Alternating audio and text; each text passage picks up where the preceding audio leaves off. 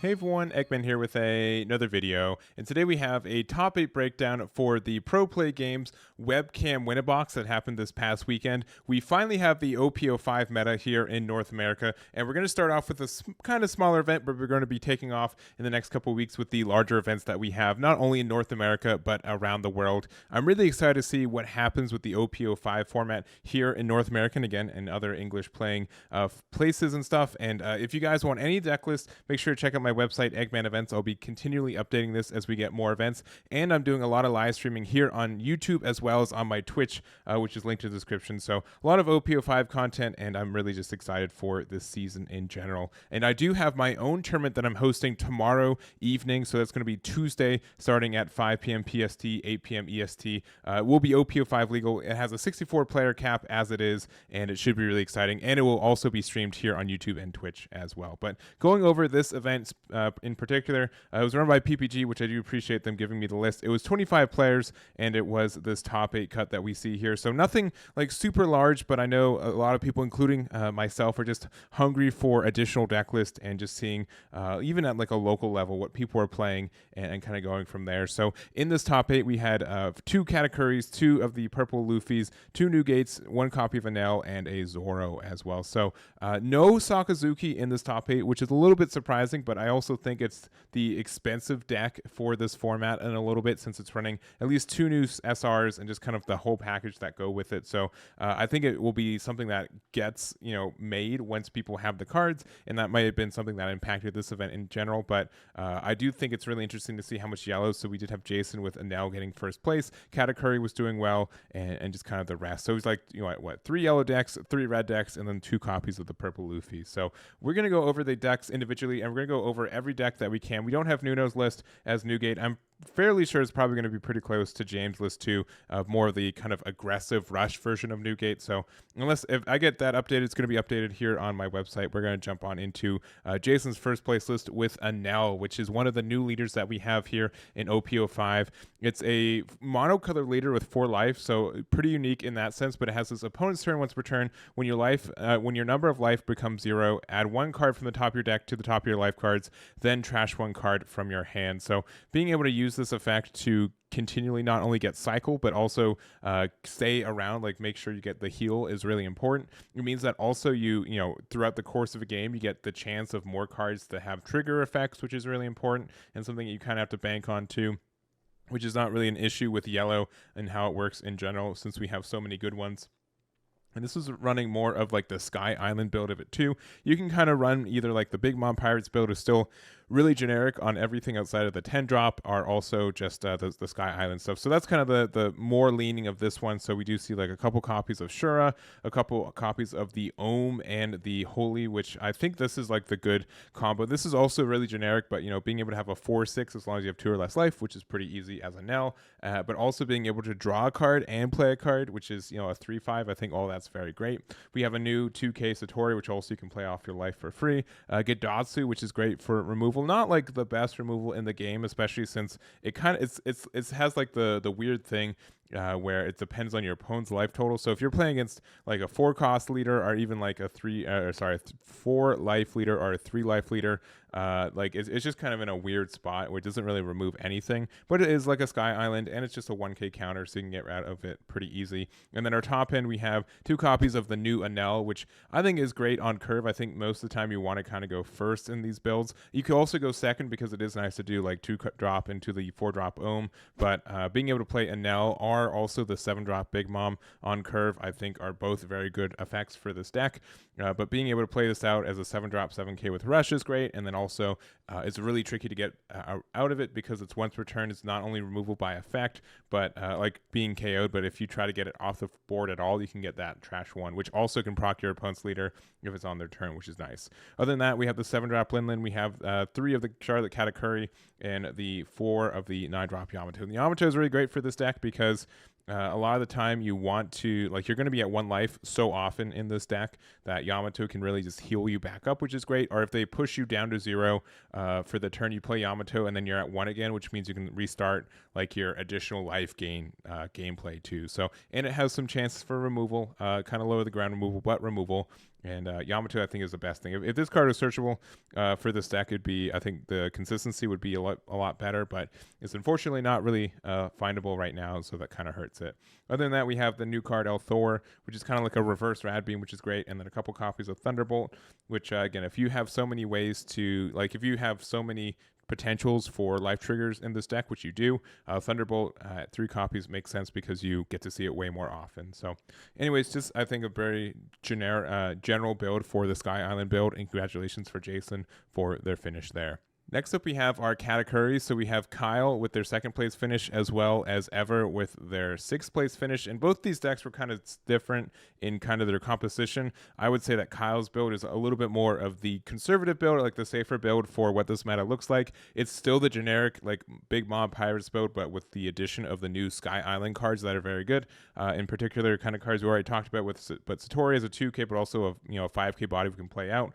Gadatsu, which gets some removal on curve, as well as the Enel. So it just means, like, we have some ways to, like, if we have to go first, we have the good curve of putting on 1, Parasparrow on 2, and Gadatsu on 3, and then also just Enel on 4, our Charlotte Linland. So having, like, another card from there just means we can be aggressive and just have that extra Dawn. But also, like, generically, we're okay with going second because we can do that same curve, but then we also have a Dawn open to put underneath our leader to make it a 7K leader, which is really nice.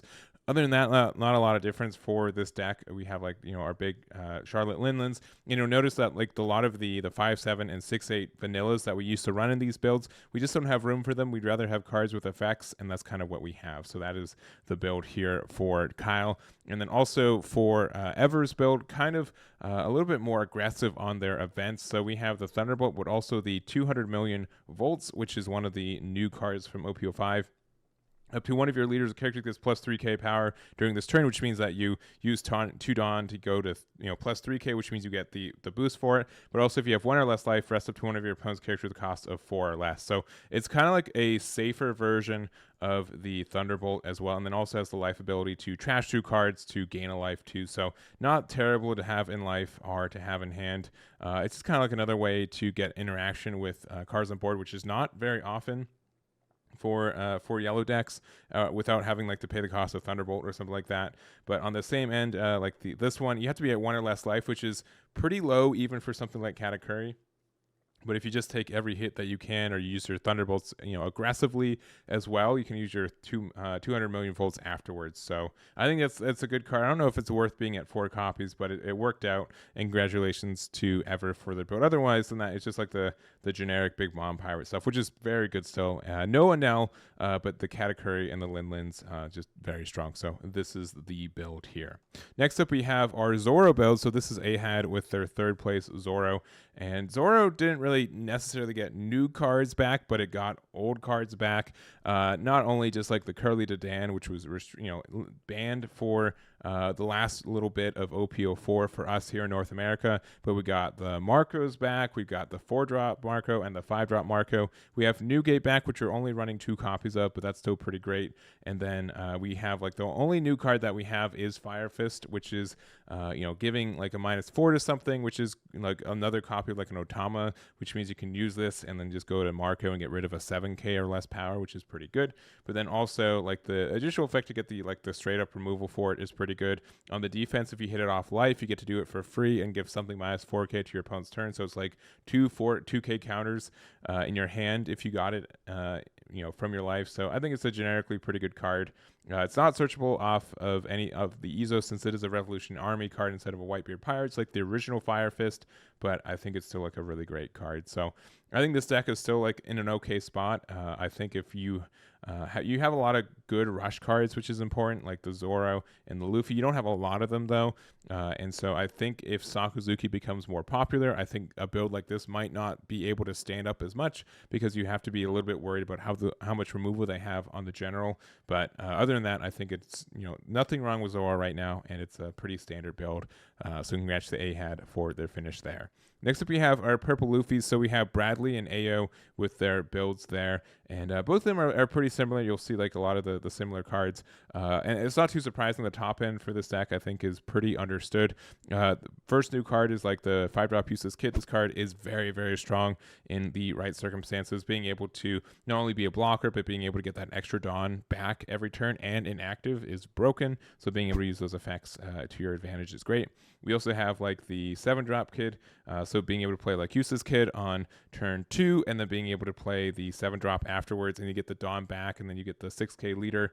I think all that is very good. Kaido on the top end, and then also the 10-drop Luffy, the secret rare, which is, I know a lot of people are still don't know if this is a cheese card, if this is like the best card in slot, but I do think it's worth kind of just running if you have the room for it. It can be like another copy of Kaido, but just a little bit stronger sometimes, and it just depends. Like if you have enough life to be able to use your Luffy effects afterwards, like you use the 10, go the -10, then use your leader ability to take the life, and then you go 1, and then you can use your 10-drop effect again, another Dawn. Like I think that can help you, but otherwise it's a little bit tricky for what that is. But I think the deck is very good. I think this is a good build. We also have like the I think the ulti and page 1 combo kind of needs to be run, because we have to have some way to put a couple bodies on board if you're playing against something like Sakazuki, because they have a hard time removing 2 4-drops at the same time. And then like Magellan to get like the curve disruption.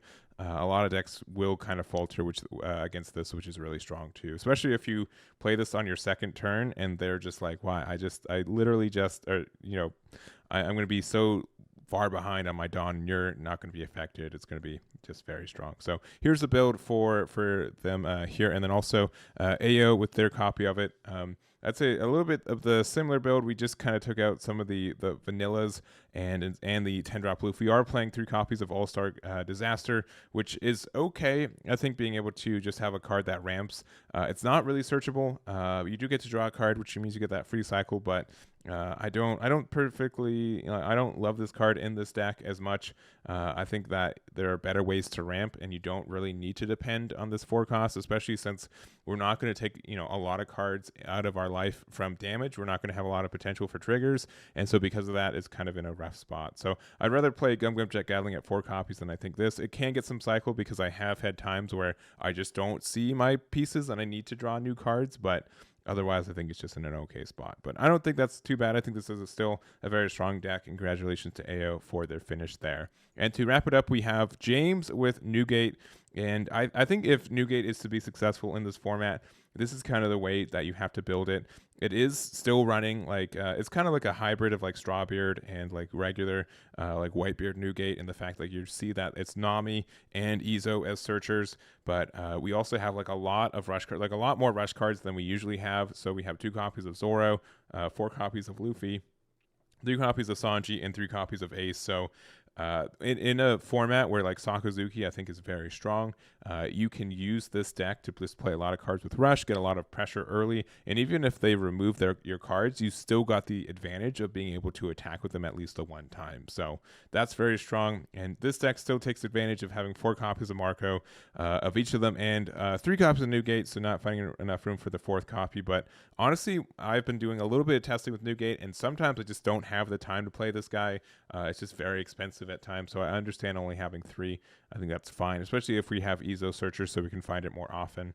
But I think that's interesting. And we're playing no copies of the 4/6s. We're just saying, you know what, let's just play all our rush cards and our 4-drop Marco, and that can kind of get the job done. So honestly, I think like this build would be very happy going first, and then third, you can, turn 2, you can play Zoro, attack with it. Turn 3, you can play Marco or Luffy, and then turn 4, you can play like Ace or another Luffy, or just there's a lot you could kind of do from there. So I think this deck wants to go first. If that's wrong, let me know, James, if you're watching, correct me. But I think that is kind of like a transition for this, even though like it stinks to be able to have to take the life an additional time early before you can play your 9-drop.